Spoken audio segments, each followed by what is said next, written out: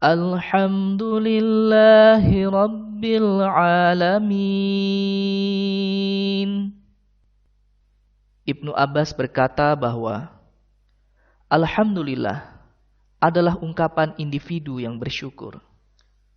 Maka jika individu membaca Alhamdulillah, Allah menjawab, "Hambaku bersyukur padaku." Allah Subhanahu wa Ta'ala berfirman kepada Nabi Nuh alaihissalam, "Maka hendaklah engkau bersyukur kepada Allah dengan berkata, segala puji hanya bagi Allah yang telah menyelamatkan kami dari orang-orang yang zalim." Surat Al-Mu'minun ayat 28. Nabi Ibrahim berdoa, "Segala puji hanya bagi Allah yang telah mengkaruniakan kepadaku di masa aku tua, Ismail dan Ishak."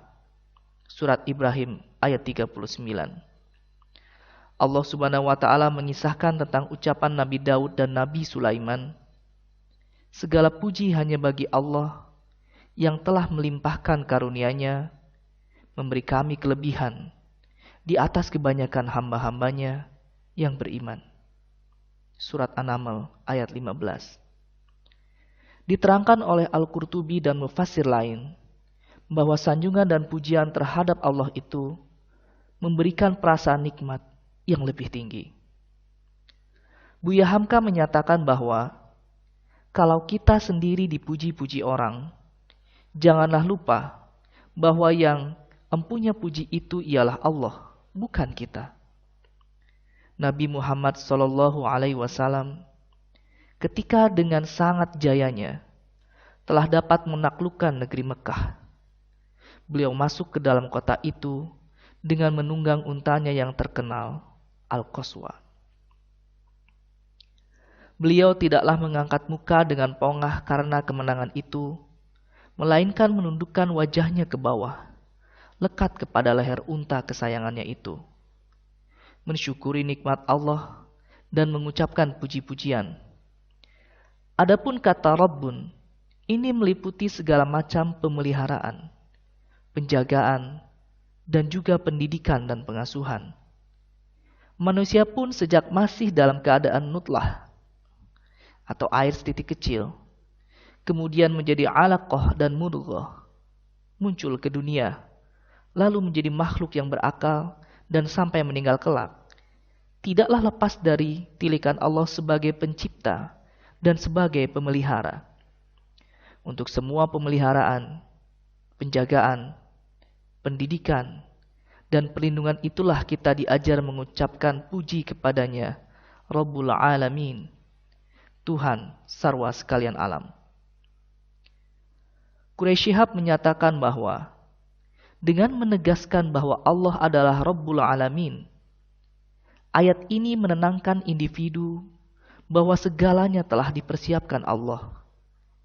Tidak ada satupun kebutuhan individu dalam rangka mencapai tujuan hidupnya yang tidak disediakan Allah, karena Dia adalah pendidik dan pemelihara seluruh alam. Dengan demikian, individu dapat hidup tenang dan optimis menghadapi masa depan. Alhamdulillahirabbil alamin dalam surat Al-Fatihah ini mempunyai dua sisi makna. Pertama berupa pujian kepada Allah dalam bentuk ucapan, dan kedua berupa syukur kepadanya dalam bentuk perilaku. Apabila individu sering mengucapkan Alhamdulillah, maka dari saat ke saat ia selalu akan merasa berada dalam curahan rahmat dan kasih sayang Tuhan. Dia akan merasa bahwa Tuhan tidak membiarkannya sendiri. Jika kesadaran ini telah berbekas dalam jiwanya, maka seandainya ia mendapatkan cobaan atau merasakan kepahitan, dia pun akan mengucapkan Alhamdulillah.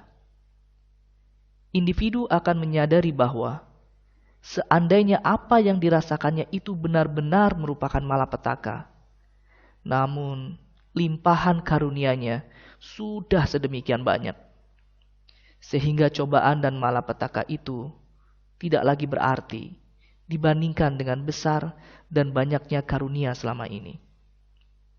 Di samping itu, akan terlintas pula dalam pikirannya bahwa ada hikmah di balik cobaan itu.